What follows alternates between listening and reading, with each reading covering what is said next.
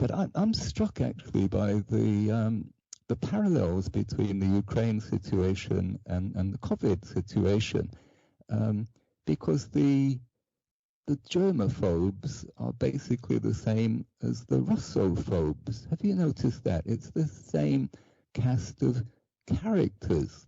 The Russophobes, the most strident, hysterical critics of Russia, people like the BBC, the Labour Party, progressive liberals, that includes much of the Tory party as well, are all fiendishly, hysterically Russophobic, while on the other side there are just one or two lonely figures of the right, Nigel Farage a little bit, Trump ambiguously praising Putin, and one or two lonely voices of the what I call the left behind, Piers Corbyn, not his brother Jeremy, the left behind, people like Piers Corbyn, the true left,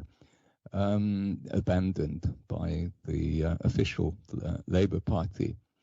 So this is the cast of characters on both subjects. So the parallels are very interesting, and the techniques of propaganda are so similar, aren't they?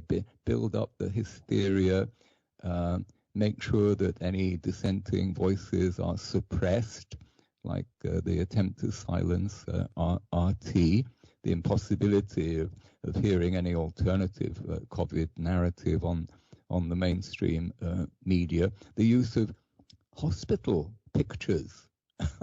the parallels are so close, whether it's Ukraine, COVID, or Syria, they reach for the same propaganda tools. So this is a battle for freedom being fought on more than one front. I'm struck by another parallel between COVID and Ukraine, and it's how lockdown is equivalent to sanctions. It's a panicky response on the part of governments who haven't a clue and who end up shooting themselves in the foot. But they use drastic means to do so.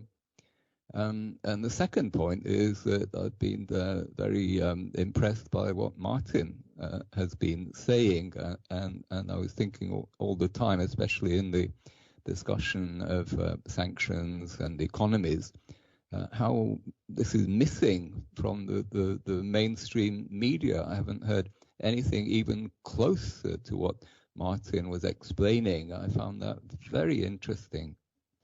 Okay, Peter, we'll let you go. I don't know if you're on Twitter or things like that, your socials. Would you like to share those with listeners? Very happy. I don't tweet myself. I'm a passive consumer, but I'm very happy to pass on anything that I may have said. Okay, former ambassador to Syria, British ambassador to Syria, Peter Ford, thanks very much for joining us. Thank you, Tony.